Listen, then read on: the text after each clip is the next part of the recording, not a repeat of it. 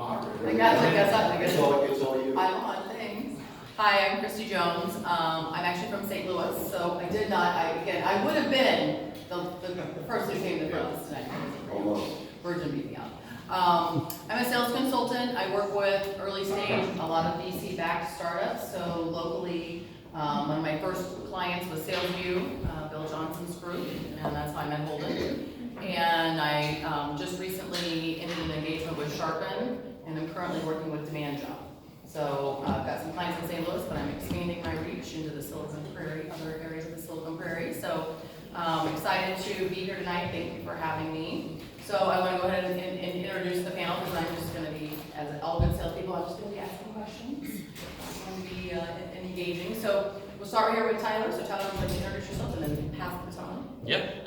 So I'm Tyler Hinkle. I'm the Senior Manager of Business Development at Conga right now. Been there a little over 2 years. Was there with Octave, went through acquisition with Conga. So I run a team of inbound and outbound reps right now, both here and in Broomfield, Colorado.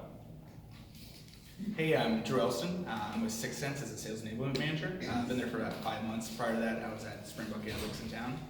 Sixth Sense, we're building an office in Indy, but we're based out of San Francisco, if you guys haven't heard of us. I'm Kate Van Loo. I'm on the sales team at Sigster. I'm an enterprise account executive.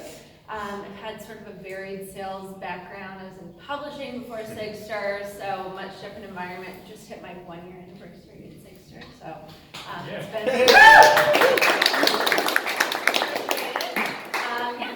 good to be here.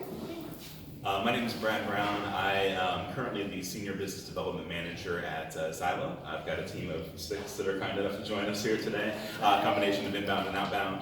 Prior to Xylo, I was with Perk, where I was in both sales management as well as overseeing sales ops. Kind of been all over the place a little bit myself, so I've had some time managing AEs, SDRs, BDRs outside, a little bit of all of it. Great. I want to get a feel for the room tonight so that I'm asking questions that are important and matter to you. So how many of you in the room are individual contributors? How many of those individual contributors are SDRs? How many AEs? Quota carrying, okay. How many management? How many ops?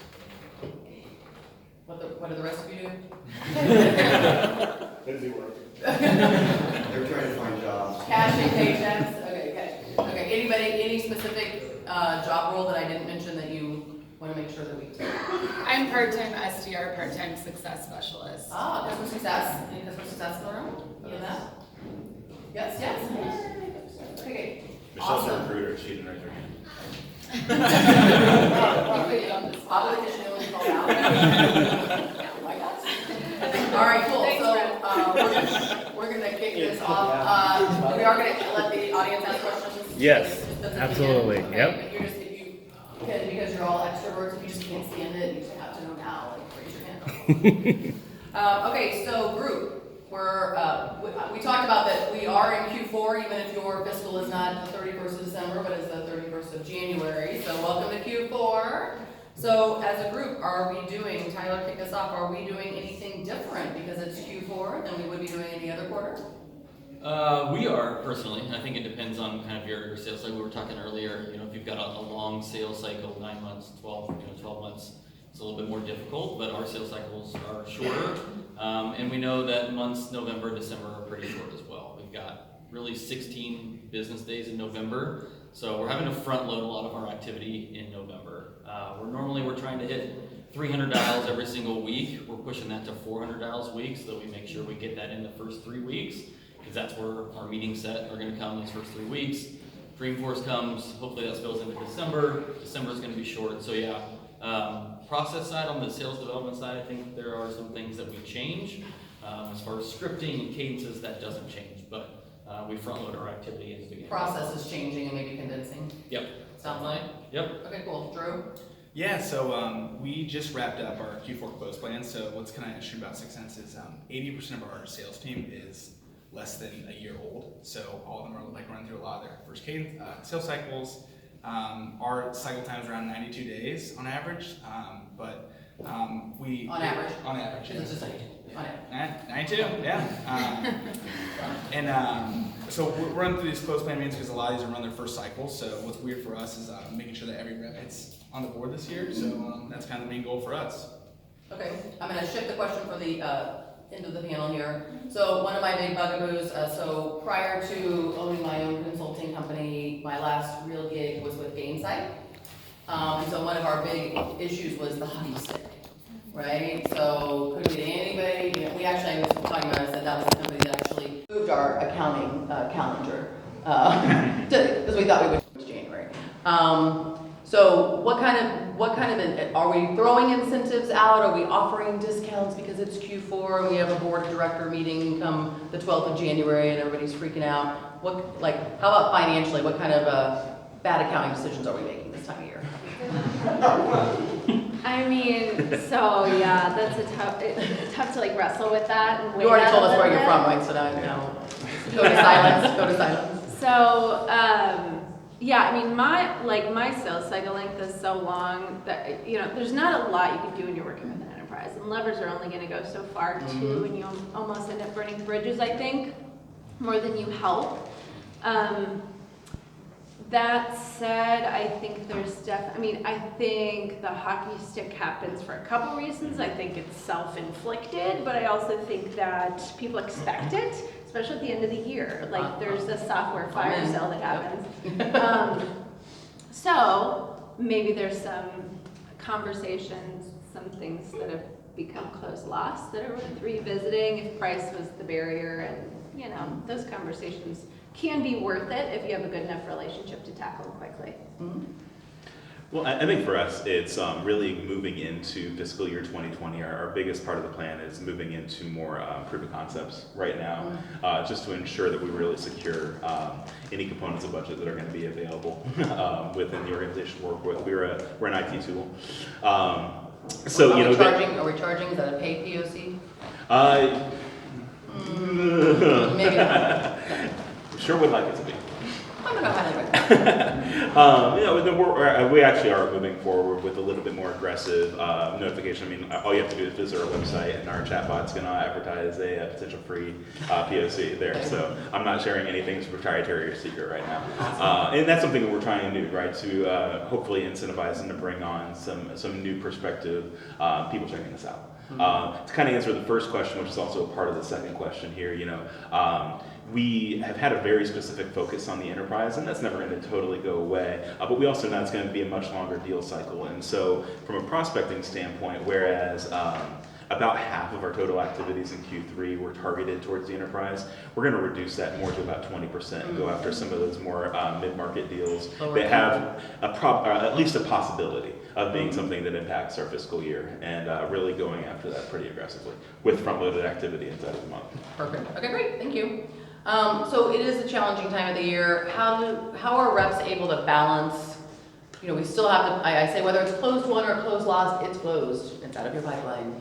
So even if you have a great fourth quarter and you close a lot of stuff, if you weren't prospecting during the fourth quarter, then now all of a sudden, you know, that's the other thing. Scarcity mentality in January is real. So, Kate, what do you think? How do we balance out the pressure from management to close, knowing that we don't want to walk into January with a, you know, unhealthy pipeline? Yeah, it's important because that's why where the hockey stick starts. That's right. Is those hangovers, I think. I think it's just mentality and being conscious of those tendencies, and you know, it's almost like I would always say, just don't take your foot off the gas. I mean, if it's because everything's going closed won, then great. That's a good problem to have. But finding the time to force that activity is what will continue to make the consistency happen and make it meaningful, and it just has to. So you really just have to force the time. Brad, you mentioned 16 days, which got my attention. I'm sure caused like the heart rates of certain people in the room who hadn't really done the math. Thanks for that. With really, I mean, really, like that's super, super short. You said you're going to front load that. Is that front loaded? You mentioned kind of, I think, top of the funnel, kind of front load a little bit top of the funnel and shortening that. Do the AEs in your organization have time? Like, if you really did front load that, are they being able to balance appointments that are being set for them in top of the funnel versus getting that stage 5 or 6 closed? Yep, I think they have to. And kind of, I think in our standpoint too, we have products that are long sales cycles. So our contract management, that's a really long sales cycle. We won't focus on that. So we do kind of shift our focus to the products that we know can turn around in 30 to 45 days, so that we can hopefully get that closed. But yeah, I mean, it's their job to balance that, and we make sure too, right? Like we're checking calendars. If they can't handle it, they'll pass it off to another rep, right? Let us know there's some levers here that we can pull as long as we're keeping in the same segment or area. So managers really work with us to make sure, hey, whatever meetings you guys are booking for us, we're going to take them, even if this person can't. So they work really well with us. Awesome.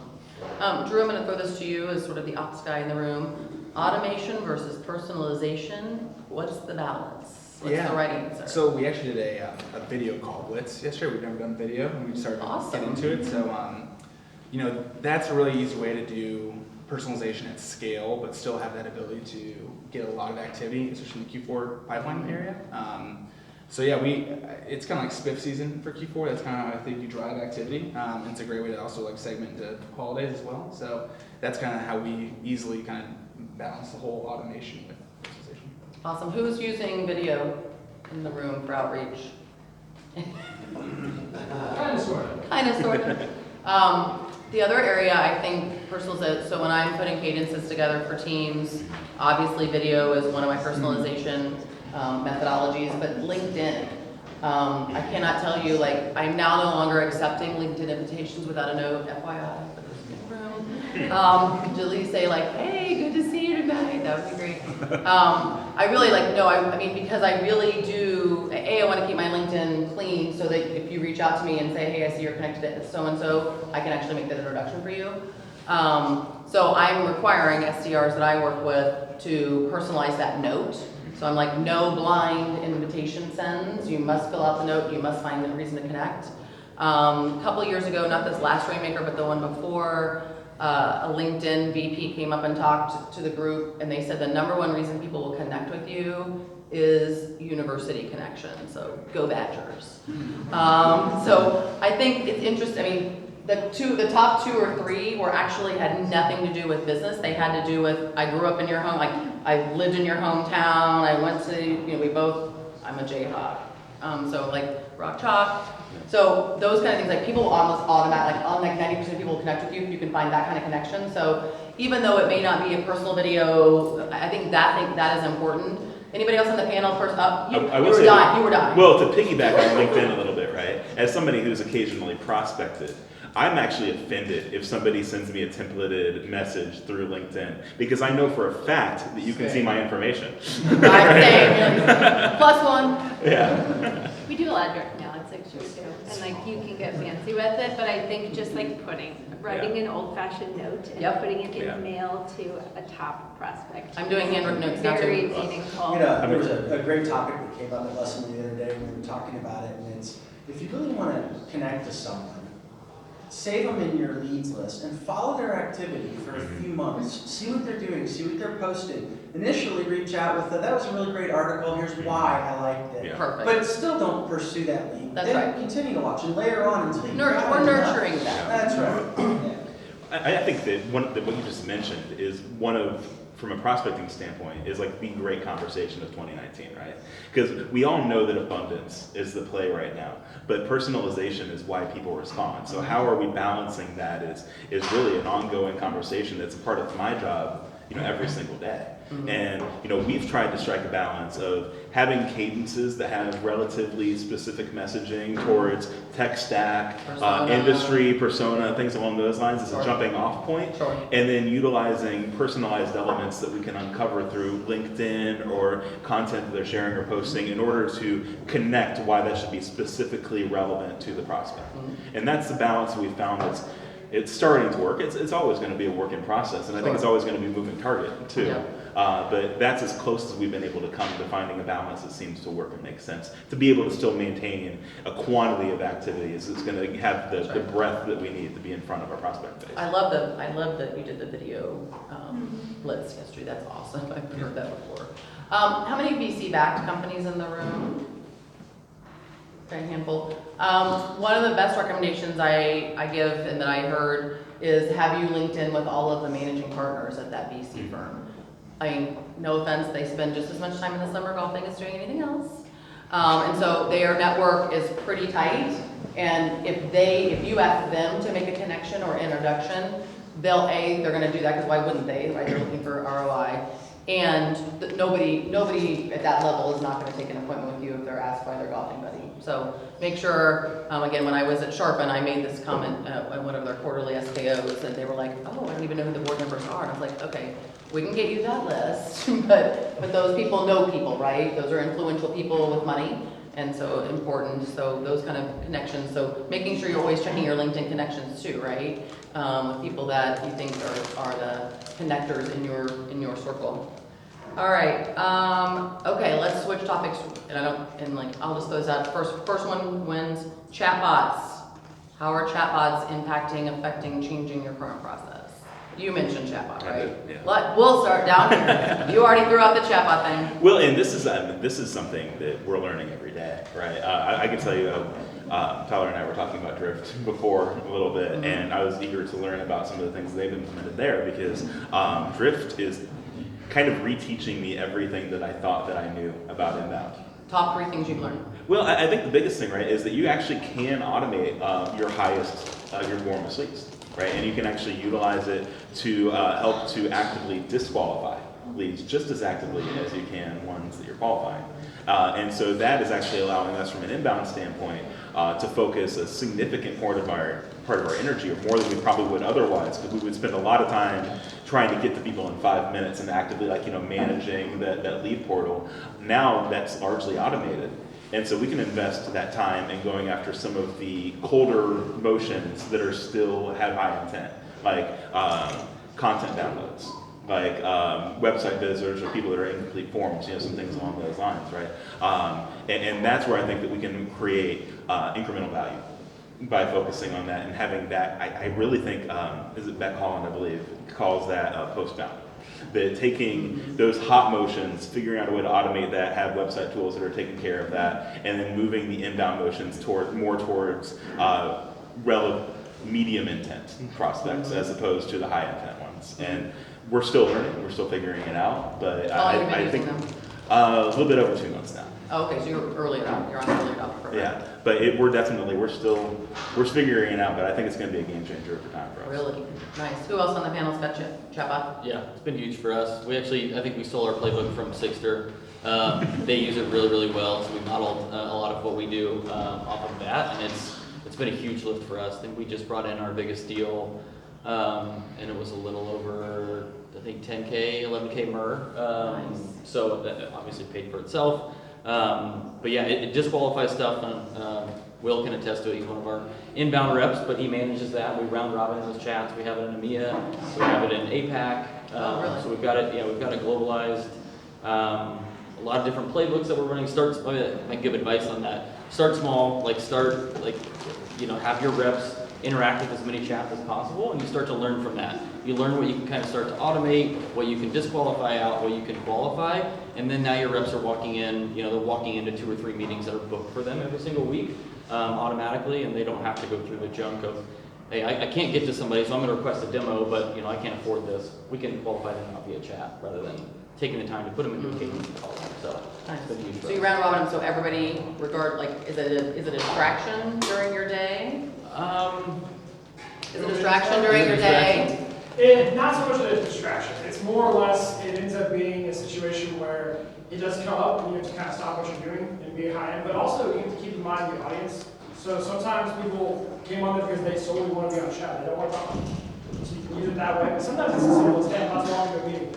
If there's a link in there a lot of times, you can just send your calendar out, have them what time.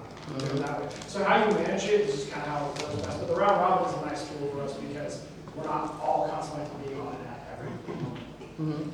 Drew, do you guys have chatbots? Yeah, so we How are you training on that? Let me ask a specific question, because I actually, I used to work for a company that is now part of web.com. We were purchased by web.com. But I started one of the first chat sales team with live person in the country. And I found that the training on that is completely different. I mean, you have to have writing skills to some extent. But I mean, the training on that is completely different than it would be for other components of inbound or outbound. So were you involved in helping kind of help to get the training going? Yeah, we're we're actually like a strategic partner of Drift. So in 2 weeks at Hypergrowth, we'll be with a main speaker on stage with them. But what's really interesting about 6 Cents, and I've never seen this at other companies, is we have no forms other than a demo request and a chat bot. And so anytime we have inbounds, it's purely from those two because we purely believe that MQLs are going away. And so no longer are the days of you fill out a form, no longer the days of you following up on trade show. It's only people that like want to go to your website and get your content on it. So we use DriftBot, or we use our DriftBot for competitors. If they come to our website, we send them straight to our careers page and said, hey, when is it better? That's genius. So That's there's stuff nice. like that Love we that. run. But yeah, chat is pretty big for us. So Kate is the quota carrying rep of the group. Did you guys have chat bots? Okay. Yeah. So how do you find the quality of those leads that end up in your inbox? That's a good question. I'm biased. Bias good or bias bad? Well, so definitely different quality for us, for Sixers. There's sort of two elements to our product that really roll up into one, but sometimes what comes inbound doesn't maybe have the biggest value attached to it. So it's just a matter of qualifying them properly, and I think Drift is a great opportunity to do that. So I'll say our outbound team, our SDR team that's managing and round robining those, does a good job of qualifying what should be a conversation and what shouldn't and by whom, and then we know then in that first conversation how to move them on or move them out. I like what Brad said. You're using it sort of as a disqualification tool as anything else, right? So as somebody who was VP of sales and also started the first BDR program at Gainsight, that was one of the things is disqualifying versus qualifying in or qualifying out just as important. And a lot of stuff that came off the website was SMB, students consultant, just not qualified, right? And so if that never even got to an SDR, if you can really get it set up to where it gets disqualified and never gets to a human, the time savings there and the efficiency there is just amazing. Yeah, I would say before we started using it, which is that actually would predate our BDR team, I would say of our inbound leads, it was 50% at best were actually qualified when they were flowing through. And now, Mary could probably confirm this, she's the one that's handling a lot of our inbound motions. Shout out, Mary. They're probably... Poor team over here, I'm sorry. I don't have the number in front of me, but I would say it's probably 80 to 90% of the ones that actually make it through the qualification meetings with her ultimately become opportunities and qualified contacts. Cool. How many in the room chat bots? Not enough? No? Okay. Not enough yet. Yeah, I think obviously Drift is the 800-pound gorilla right now. I assume that there'll be other players shortly. But just, I think is game changing. And I don't think everybody has figured it out on how to use it efficiently. It sounds like you're getting nice onboarding, so very good. How about key platforms that the sales reps need to be successful, again, particularly in fourth quarter where we have to be the most efficient ever? Paid, so we obviously pumped Drift there a little bit. Paid tools, free tools, what is everybody can't do, what's everybody's can't do without? What can I do without? Sales Loft. Maybe we'll check out Vanilla Soft. We hired SDR automation. Yeah, you have to have an automation tool. We hired so many people that were doing that manually, and it's kind of crazy to me now, nowadays with the amount of technology that's out there. But you have to be able to combine that with some stuff as well. So you have to have a prospecting tool. So we use ZoomInfo, SalesNav. We're supposed to talk about that, but combine all of that. We use Chili Piper as well for meeting scheduling. I know SalesLoft has that, but those tools I think alone are really, really good from a sales standpoint. We also work really, really well with marketing and some of the tools from an outbound perspective. So Engagio shows us, engagement minutes on the site. That's huge for our outbound team and going after their targeted accounts. And then we use Mintigo, which shows propensity to buy, and that's what we use to build our lists. And those are huge tools. Some are owned by marketing, some are owned by sales, but combine those together, and it creates a really nice recipe for us. Nice. I haven't heard about the Mintigo. Mintigo. Yeah. Yep. Yeah. I haven't heard about that one. So we'll get a ranking. We put together a little bit. They help us as well. But you put down your ideal customer profile. And exactly. They give it a scorecard. Yep. Perfect. Yep. Okay. To shoot off there, I'll add, and I'm not paid by this company either. So there's a super under the radar company operating out of Salt Lake right now called Lift IQ. that we had an executive connection to where we started using that tool. We were actually one of the beta clients of it, but it's at launch now. And it is an account scoring model that operates inside of Salesforce to where it actually uses an AI platform. So you, on the initial phase, you kind of put your company's indicators as to what you believe had a propensity to close, but then it actually evaluates close won deals and will adjust those settings for you. So it's got AI property. It's got AA properties and it goes into a scoring model. And it's also integrated through SalesLoft. So as you're going through the Lift IQ and the account list, then you can go in and look at the contact records that are in Salesforce and add them directly to Cadence right from the Lift IQ tool. So from a setting up priorities and prospecting standpoint, it's something that is cutting out a ton of time for our team and allowing them to be a lot more efficient in their motions. And it's really taking out a lot of the guesswork of who they should be calling, at least from an account-based standpoint. Is that replacing anybody, or are we just adding tools? It's definitely, it's an added tool, I would say, but I can't imagine that we're not making our money back. We've only been using it for a couple of months now, but just in terms of the volume of activities that we're able to accomplish because of the clarity of knowing who the priority accounts should be and who we should be in front of, it simplifies and makes it a lot easier for them to make those types of decisions. Nice. Drew, anything you can't do without? We recently implemented a software called MediaFly, but they have an ROI tool. So for us, the struggle is average contract is around 150K. So it's really hard to justify a spend like that without some sort of backing. So MediaFly has a tool called like their ROI calculator, where they literally interview 10 of your customers, figure out why they bought your software, and they build out like an in-app Salesforce where you can walk through with customers like the value of your product. So we've just rolled it out, and it's really been a game changer for Q4 for pricing proposals, because you run the MediaFly ROI tool, and then you in tandem do the price proposal, and that way it alleviates the, okay, like what justifies your spend, you get the payback period in 2 months, and it's just been a really good tool for Q4. Awesome, I love that. Okay, so I pulled an article off the AA-ISP website, so that was appropriate. So they wrote an article called the 7 Most Important Stages of the Sales Process. Number 1, preparation and research. 2, prospecting. 3, needs assessment / discovery. 4, pitch presentation demo. 5, objection handling. 6, closing. 7, follow-ups, repeat business referrals, so customer success. So, Kate, what stage do you think right now is the most critical for success and improving close rate? Discovery. Nice. The first. There was a right answer to that. Yeah. I mean.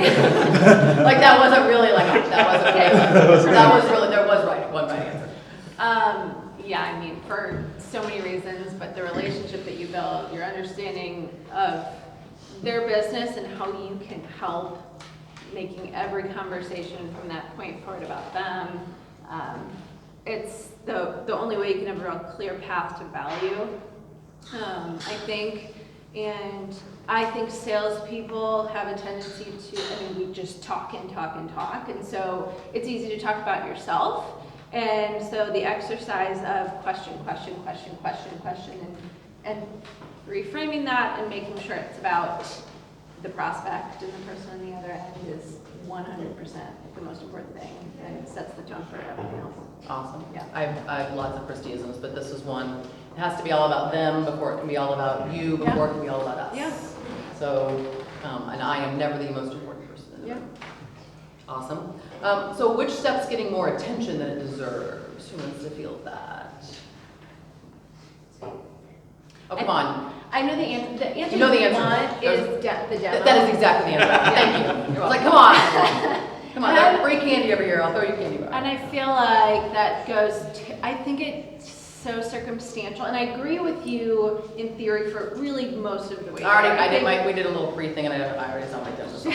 So box. You already know, like, this is my big nephew.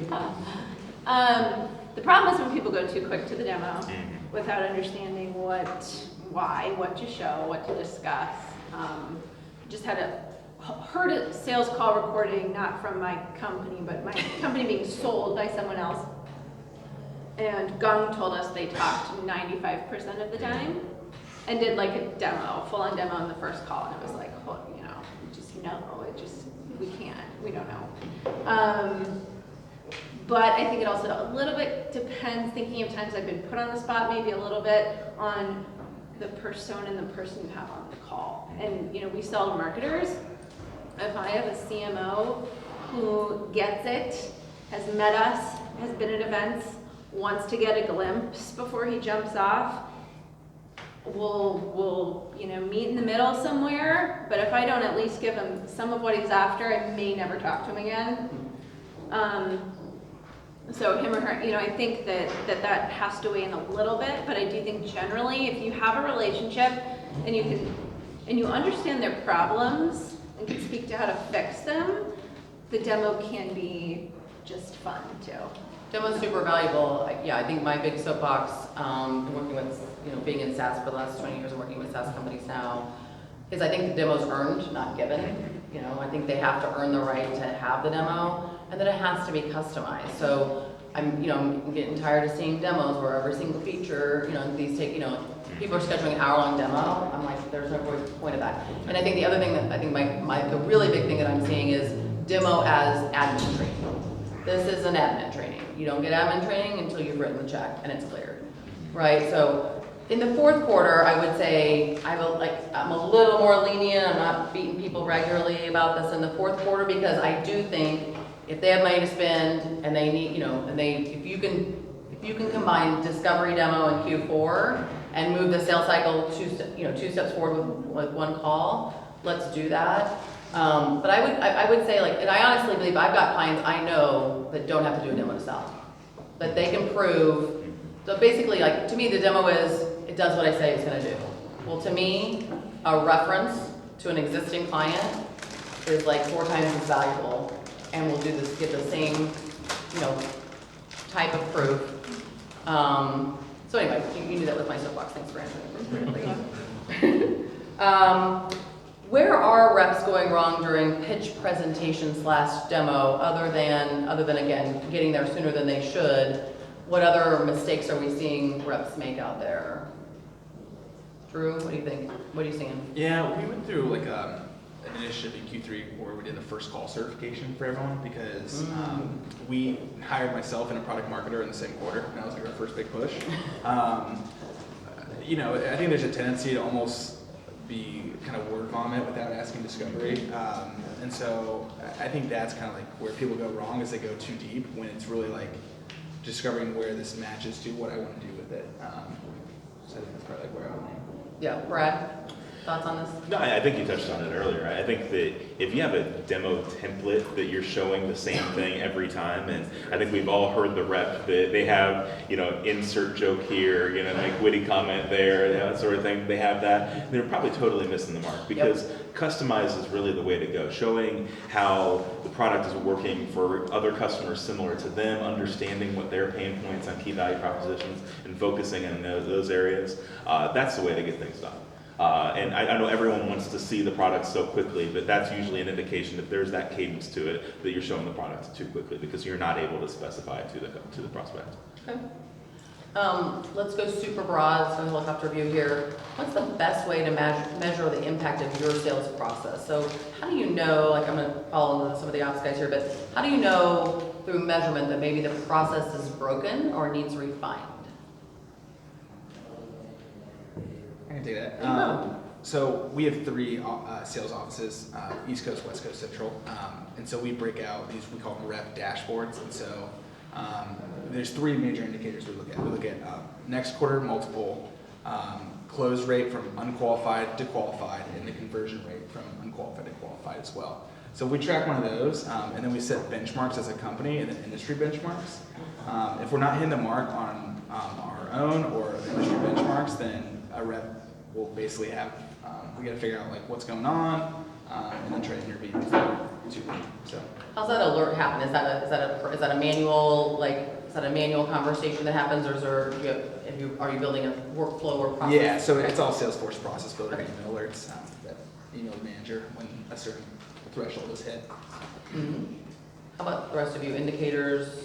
Yeah, more on the pre-sales or sales development side, but along the same lines, it's a scorecard that we review in the middle of the month and at the end of the month to look at calls and connects and meetings and all of those ratios, and then we compare them across the board to kind of see where you're lacking. So for me as a manager, I can go in and say, hey, you've got a lot of connects, but you're not getting a lot of meetings. So let's focus in, let's go to our recorded calls, let's focus on those connects. Where are you missing that? So we can see where things are broken. And then we use all that data to come up with our actual metrics. So we're not just saying, hey, go make 100 dials today. We're using all those metrics to work backwards from the number 2. So it's kind of a twofold scorecard for us. Okay. I'll call on you and Brad again as management here. Leadership versus management versus coach. Where are you spending your time? Where would you like to be spending your time? Where are we deficient? Where are we failing reps? Well, Not you personally. So working, I was talking about this in my little video session earlier, actually, shout out Kyle. So I've worked with a lot of different sales titles over the course of the last several years, and my passion is definitely working with emerging talent. You know, it's working with that SDR, BDR position, people that are hungry and eager to prove themselves from a sales standpoint and to have a career in sales. And I really focus hard on trying to find people that have the right energy, the right goals for themselves, and then obviously the soft skills and the drive that we're looking for to be able to be successful in the road, and give them, from an enablement standpoint, the tools, resources, and support that they need to succeed. But I try to not be a micromanager or somebody sitting there saying, you need to do this way. I mean, there's a component of that at the beginning, right? Of giving them some structure, some process that goes in there. But for the most part, I want for them to learn the personas, to learn the messaging, and to be able to go into more of that personalization and really develop the sales skills they need to take themselves further than I could ever take them. So I try to invest a huge chunk of my time in the coaching and management position at the beginning, but then it's more leadership and support for people once they're ramped and running. What's the average lifespan of a BDR SDR in your organization? I don't have an answer to that because we just hired them 3 months ago. Got it. Including 2 that started yesterday. Okay. So yeah, well, on average, so we've got 6 and 2 for 2 days, and All right, Tyler, what's Ours the answer here? it's way too short, but it's like 12 months before we get them onto another position. And are they reporting to sales or marketing? We just changed 3 months ago to marketing. How about marketing. marketing? Okay. Yep. 12 months, and we promote them to another position as long as they're performing. I wish we could keep them longer, and we need to stretch it out a little bit longer to get more out of them. So we do try to create hierarchies within the organization. Team leads and senior team leads and managers. But yeah, it's 12 months, and they go most of them. Where are they going? They're going into sales, most of them. Hunters. Yep. Pure hunting. Yep. Okay. You, hunter? Yeah, well, actually, I'll reference back to my previous role. So I had about 13 reps that I hired over the course of 2 years there. I actually only lost 2 externally, and the average tenure was probably 18 months, 24 months, somewhere in that range. Mm-hmm. And they actually went to all sorts of different titles. I had people that went to SDR management. I had, I think, 4 who went into AE positions. I actually had 4 more who went into client success. Yeah. So, and actually, my personal belief is that a lot of times from a soft skills alignment standpoint, client success is a little bit more of a natural path for an SDR BDR. But I've seen both. Interesting. How many SDR BDRs in the crew? Average tenure? How long have you been there? Oh, I've been there 8 months. 8. Oh, Newbie. Over here. I've been here 6 months, but I'm like part-time success specialist, okay, part-time you're SDR. on the roll. Like 9 months. 9 months. So anybody over a year in the room? No. Okay. I mean, it's a really nice sort of position. I think the challenge is the career path part, right? Because I've seen them, customer success for sure, hunter for sure, sometimes marketing. Mm-hmm. Sometimes they stay like event marketing or other types of marketing positions. So I've seen that. I think the big question for me is I'm starting to see the shift from the sales umbrella to the marketing umbrella is, so all of a sudden a sales manager that may not have been working with them for long, all of a sudden they land in someone's lap. And, and now we have to build a whole new relationship, and we have to have trust and all of the things that go along with that. So are you doing anything special to help that transition if they're going, again, I know it's new for you, but any special transition to help bridge that gap between managers and even teams? How about anything special? And you're talking about from like sales into marketing. I mean, they're under the marketing umbrella, and then they want to be a hunter when they grow up. And new expectations? Yeah, we do. We try to have like career conversations, so we know where they're wanting to head. And if it is sales, at the 9-month mark, we start kind of preparing them, having them meet with sales managers. We're so aligned to sales anyway. I feel like the move to marketing hasn't really changed that relationship. It's just made our relationship with marketing a lot stronger. But yeah, we facilitate those relationships, sit in on the demos, sit in on discovery calls. Start meeting with the managers for our offices in Denver. We have a hub in Indy, so getting those guys out, from Indy to Broomfield, Colorado, is really important too to get face time as they're getting ready to transition, meet those reps, meet those managers. So we try to facilitate as much of that as we can. Okay, what are your SDRs doing? Is there either marketing or sales? So, marketing. Okay, and then how's that transition work? Yeah, we were talking about that before this. I think it's too soon to tell. I mean, nothing's like hugely amiss. I think we're definitely having to work harder to align. We are aligned one-to-one from a SDR perspective. Based on enterprise, that doesn't surprise me. Right. But yeah, I mean, no huge notable changes. I think it's been beneficial for them. I think we like I was saying, have to work a little harder at alignment with both teams because we're still in it together. We've still got the same kind of goals we're looking for from the sales perspective. So I think that relationship, it's not harder, it just takes like a little more conscious effort. So I will say, having done both, I think it is easier if they are in marketing to bridge to sales than the other way around. And I would say that pretty passionately, actually. Okay. That it's harder if they're under the sales umbrella to really, you have to be very intentional and very focused to keep that connection with marketing. But with sales, it's a little bit more natural because of the fact that they are working so closely with the AEs. Yeah, I think the thing I love about them under marketing is now marketing and sales are tied appropriately, if you will, and have the appropriate incentives to work together, which wasn't, before it was like, the leads you gave me sucked, that conference sucked, well, you only called twice, well, no, I tried 3 times, well, I can still, so that, like, I'm seeing that dissipate as the BDRs are falling under the marketing umbrella, because there's just now marketing, and I think marketing has gained some knowledge in that way too, right? Now they understand some of the challenges. I think sympathy has increased, which is great. One of the things I had done when I had my SDR team is, as they got close to promotion, like let's say the goal was 15 appointments a month, I let them keep every other appointment starting at 11. So 11, 13, 15, and whatever, let them keep and start to work the sales cycle and transition to work with the sales manager at that point. Maybe a little harder in case situation where everything's $150,000 deal or whatever, but if I could get them some SMB, right, and let them keep, or at least let them keep some SMB and start to work that for 3 months. And I found like 1 in 5 SDRs didn't like it. Like as I started to work it, they're like, yeah, what else you got? I'm like, cool. How are we doing on time? Are we ready to open it up yet? Or good, 5 minutes? Yeah. Maybe open a Q&A. Can we open a Q&A? Okay. All right. Oh, right in front. Sorry. So I may be like Never. I'm Sally, I work for CoVideo, and I may be very biased because I work for a video email software company. But have you or anyone from your team used video email for sales? What's the engagement like, and have you seen any success from it?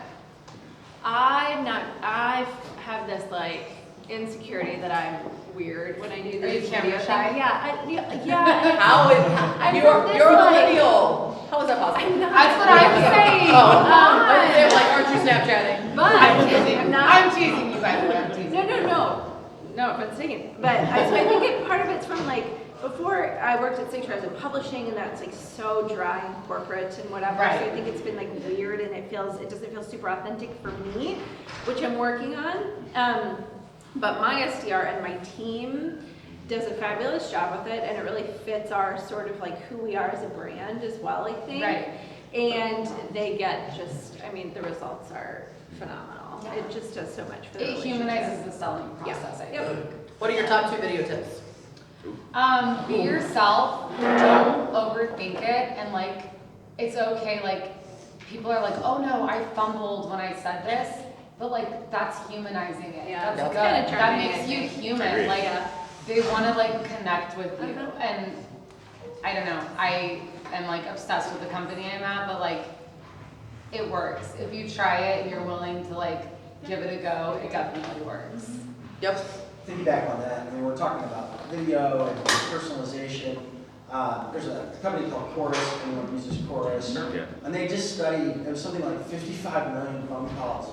And sales reps who do video calls and leave their camera on throughout the video score 90% more closes than those who turn off their camera. So seeing someone, irrespective of what you think, does humanize it and creates a connection that can pay off. Almost 10%. Interesting.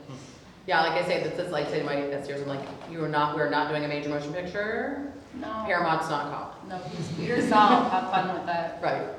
Okay, cool. That's great. Other questions from the group? Okay, question. So from a leadership side, when we talk about technology today and all these different resources that we have, right, so how do you balance the success of the team based on the different tools in your tech stack that you're using for the sales side, especially when we start talking about the success of reps early on, using video, right? So with the balance of the old school, boiler room, clean Larry, clean Ross, get shit done or go home, right? So that balance of, we all have finite resources and prospects, right? Because our technologies are now niche. That's how we make money within software. So if I have somebody who's an SDR, BDR, or even early AE, and they're putting their face out to their territory, you can't put another face in 3 months, right? Or rather than 30 days. So how do you balance from a manager? We talk about what's the key to success, what's the key indicators. So how do we manage teaching those actual skills, the fear, the actual marketing and sales, and put up or shut up, with also embracing the technology to be successful, right, as leaders. So, I mean, that's got to be a balance. I do a lot of work with that. It's always hard to answer, but. So I'd say there are two questions there. So question one would be, how do you know if the success is a result of all the cool kid tech stack tools, as I call them, versus skill of the rep?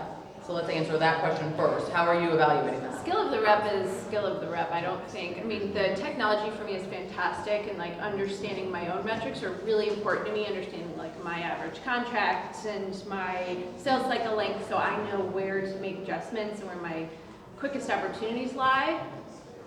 But at the end of the day, and I think like in prior roles and even as an individual contributor, I think enough leaders probably aren't doing like the very basic call reviews and coaching. And like at the end of the day, I can put any amount of metrics, I had a sales team prior to this, I can say, guys, like, this is what your numbers look like and all this stuff, but until people hear themselves doing certain things on the phone, like the fundamentals of the conversations that are the, like, that's what we're relying on, are these conversations and those relationships. If you can't coach on those elements, the rest, the technology's like cool, but what is that going to do if you can't have conversations and understand what you're saying? And sometimes it's really hard to, like, it's the worst thing ever to do to hear yourself talking. Like, and no one likes it ever. Like and quite frankly, when you're on the other end as a leader doing it too, you don't like it either. Sometimes it's like painful, or just you want to reach through the phone and help so much, or you can tell the rep is uncomfortable doing it, but it's probably the quickest return, I think, of anything that you can do as a rep or as a leader is listen to calls. Like, it doesn't matter how long you've been doing it, how long you've been with your organization. I think Even that's peer to where the peer, quick wins like come. even peer, I've done peer to peer, and that goes really nicely too. All right, anything else on cool kid tech stack versus? You Pure just gotta make skill. sure, I think, as managers, like, it's your job to put the right tech in front of them so that they can be successful. The right tech is the whole point of it, is so they can connect with somebody on the phone. Right tech's being efficient, right? Yeah, and then once you get them on the phone, there's no technology that can guide them through a phone call necessarily. So you have to teach those skills. So you have to get in and do the dirty work, like Kate said. Have the role play sessions. Like, we have weekly role play sessions. Get reps on the phones. Yeah, get the reps on the phone. Role play with them, right? Yeah. We did a role play today with a sales manager. We're going after sales managers. It's a necessary evil. Yeah. So, manager 2 jobs. Give them the right technology, then also coach them. Yeah, as a manager, again, as somebody who comes into companies, when I have call coaching tools, and I just go, I teach this on Monday, and I give them a week, and then the following Monday, I go into the tool and I go, send me every call that has this in it, right? I mean, life doesn't get much easier. I mean, back in the day, back in the day, I'm really old. Back in the day, there were not recorded calls. I literally got to sit next to you, plug into your phone. Okay, I'm not the only one. I've been there. Nice. There is nothing more horrifying for me or the rep when I get to snuggle up with my chair next to you and plug in, and your headset's attached to my headset, and if I cough, you can hear it. I'm like, yeah, they're like, because this is not intimidating. Yeah. Good Lord. Yeah, but so I mean, like, that just makes a huge difference for sure. I think second question was interesting, which is, I'm calling it turnover, about attrition and turnover of people, because all of a sudden, because of personalization and video, now you've got a name and a face that is now attached to your company name, and then all of a sudden turnover happens. So we've done our 18 touches over 2.5 weeks or whatever, and 3 video touches, and all of a sudden they're no longer there. Like, are we thinking about that? About the message that sends out to the market? No, you're like, no. No, not that at all. You're like, I'm sleeping fine at night. Just wait 3 months and call them again. The only thing that is different is we cycle accounts every quarter, no matter what. So you have your tier 1 accounts, tier 2, You're tier gaming 3. the system. So in that instance, Yes. you just have it where your tier 3 is like the pool of like their okay accounts, but you cycle those. Yep. That way you never run out of accounts that you. That's a great best practice. So. I mean, that does kind of solve for the issue, right? Okay. Awesome questions. What else do we have? Yes, sir, in the back.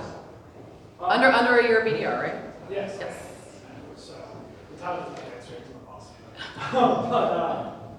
But where do you guys think like the play of like scripts is going to go as far as like SEO or even because it's a great tool when you're first starting, but then to a certain degree it becomes impersonal, as we've talked about the other night. Do you think those will evolve over time, or do you think companies will still start you with a script? Or I think, Okay. so I think there's a place for them. Yeah. So my first leader at Signature may or may not be in the room, and it was, the conversation initially, because I'm not a script person, like I don't know, I won't do it.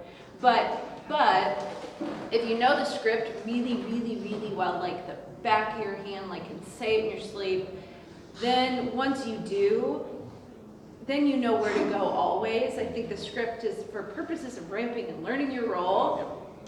And in order to even become yourself, but still sell, like get the output you're looking for, you have to almost learn from a script initially, even if it's just in role play behind closed doors. I mean, I think the script is so much, because if you don't know it, it's hard to make it your own and still stay on the path. When it comes to scripts, like I think one thing that's really important is when you have those scripts early on, when you're the one creating the script, having that script be part of what you want your company to be, what you want that person to be. Because what that script later translates into is a core belief about what it is that you're doing and trying to sell and do. And whether or not you're using that script, that belief and that thing that you've gotten out of it and been part of for early in your career becomes something that you remember and is part of you 2 years from now when you're in a completely different role. Mm-hmm. So like introducing a new script, I think is important even to people that have been around for 4 years, because maybe something in your company has changed. And so when you put that into your BDRs, your SDRs, it becomes a core belief across the board for everyone. So I think, go ahead. No, that's fine. I script everything initially, because I mean voicemails, right? I was just at Demand Jump before I got here and was putting in some new cadences that I'd written for a vertical, and I'm literally scripting the voicemail as well because I have a new rep. And so, I mean, I'll be honest, I don't care if my senior reps use that or not, but I'm putting it into the SDR tool, not for my 9-month reps, but for my 9-day reps. But I would say, I try to get reps on the phone within, if they start on a Monday, I'm trying to get them on the phone by day 6. If I waited till, and I couldn't do that. I mean, without a script, there's no chance I could do that. And honestly, it's phone fear, right? They don't have to be on the phone 30 minutes. Every day after day 6, I've decided that they are not on the phone the big bad phone monster gremlin is like in their head and it gets scarier and scarier and scarier. And so, but here's what I do. I give everybody a script and I say to them, edit it and send it back to me. Yep. Because it has to sound like you, right? Because I have a very distinct way of speaking. And if that's not comfortable, like I don't want you to say what I said. I want you to say what I want the point to be. And so I say to them, like, edit, like literally like track your changes, send it back to me, I approve it, and then it's go time. And so I don't care, like, because I had an SDR the other day, like, what's another word for this? Because I'm like, that's not their vernacular, right? That was my vernacular. So I think you have to, like, I always say, when I hire reps, if you check your brain when you walk through the front door, we got a problem already, right? So don't check your brain at the door, bring what you got to the table, give us, SDRs for sure on the front line, right? So if the messaging isn't right, if like, again, like I can get the stat, if my subject line sucks, I know that, right? I got stats for that.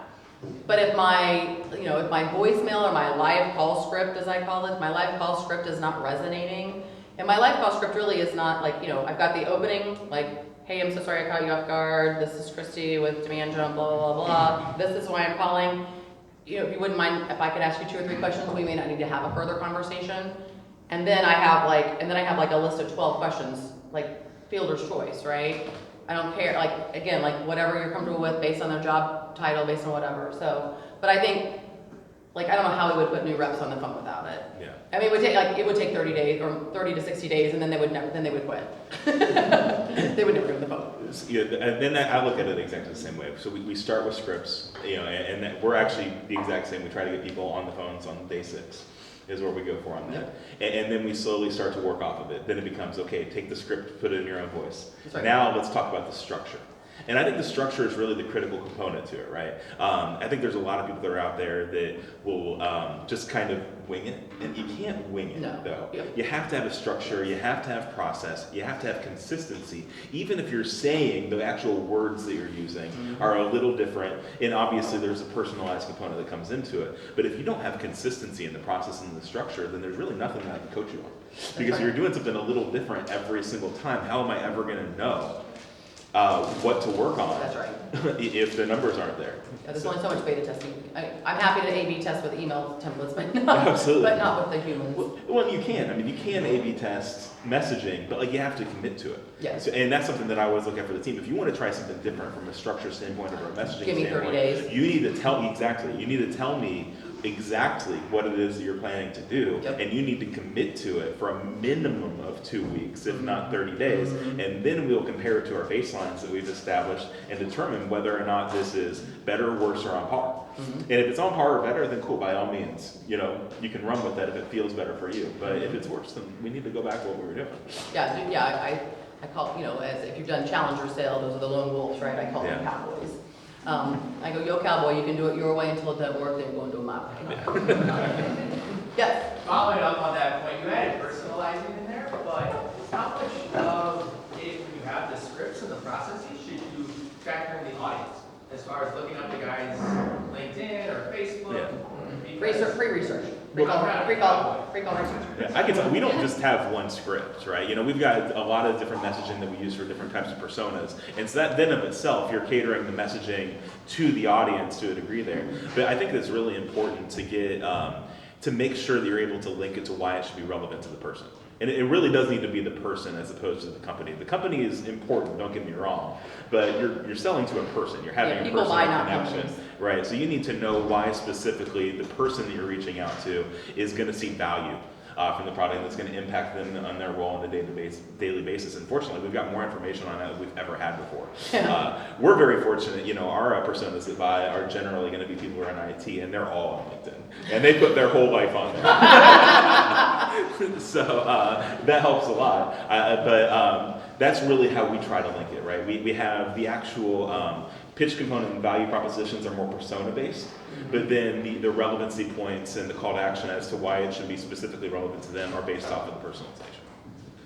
I'm not saying it's right, that's just how we do it. We got time for one more question. Oh my gosh, you have to have the last burning question. He's the dude. Yeah, well, he's got like 47 questions, but what is the most important thing today? For perspective, sorry if my throat's a little dry, but I drink first. No, I don't want to approach this from problems. I want to approach this in terms of opportunities for growth. So where do we see in our organizations as the greatest opportunity for growth in terms of better aligning sales development, sales, marketing, and customer success? Ooh, who wants to play?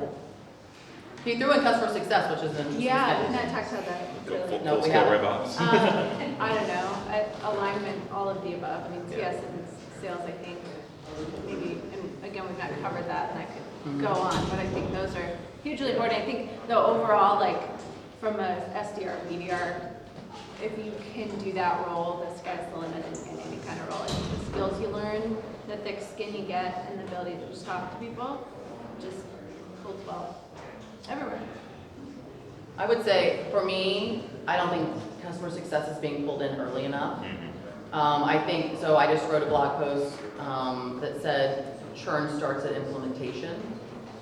And I think one of the reasons why, and one of the reasons why that's the case, obviously I've got the gain site, like, so I'm a little bit brainwashed, right?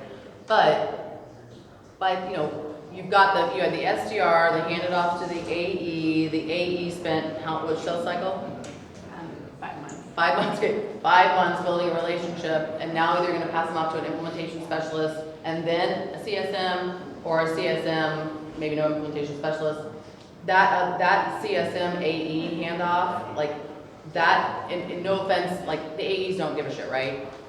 Check cleared, commission got, but that, like, the lifetime value of that customer, like, completely lies within that first 60 to 90 days of that handoff and that implementation and onboarding.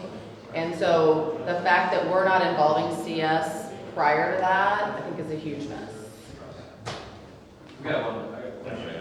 There's lots of people. Dying, the last question.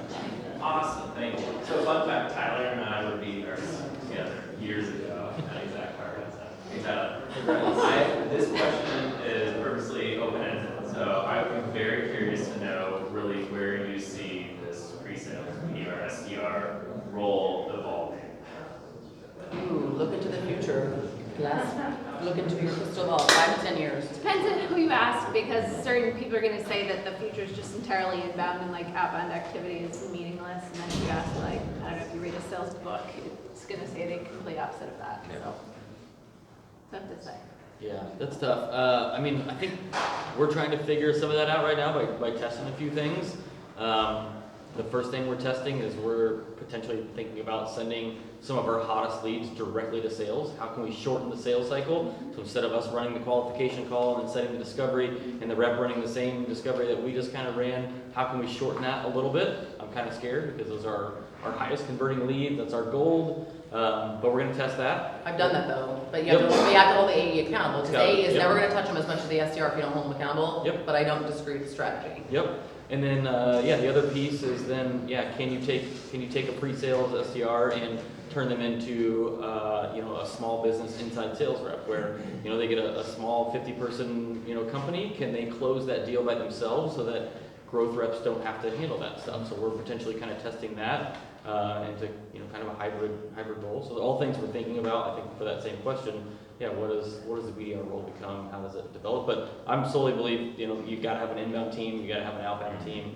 Those are the pillars of a good sales development team. So we're running a trade show or a road show next year called BDRs or BFD, big freaking deal. So it's but I don't think BDR will ever go away. I think the responsibility of the BDR will only increase, and they'll be asked to lead the process further on than they are. I think the SC role is moving away, and BDRs will be more of that role moving forward. That's interesting. So that's kind of where I see it moving. I liked your comment about the chatbots though, so I think this gets back to the SDR, BDR will become more relevant because they'll be getting less shit. Yeah. And more quality, and so they're good. So instead of doing 50% qualification, they're going to be doing 80% qualification, which means their skill set is going to have to improve, which I think also means they're going to be better suited for the career path part. But again, I think with technology and chatbots, you may need fewer of them, but you're going to need more specialists. Yeah. Well, I think that, with ABM and that trend, the one thing that I do think is you may not see as many huge teams. now. That's what I'm saying, the like, you're not gonna features that have we see 28, now. you're gonna have 8. You're probably gonna see laser focused, Yep. knowing Specialists exactly and- who your customers are, and you're going after them very strategically with pointed messaging. I kind of see it, it's already moving that way. It's gonna continue to go further and further down that path. I think that, companies are just gonna get better and better at knowing exactly who their target customers should be, and having a handful of people who are laser focused on going after them. Awesome. Thank you to our panel. This was a great night. Thank you for those of you who came and asked great questions. We really appreciate it.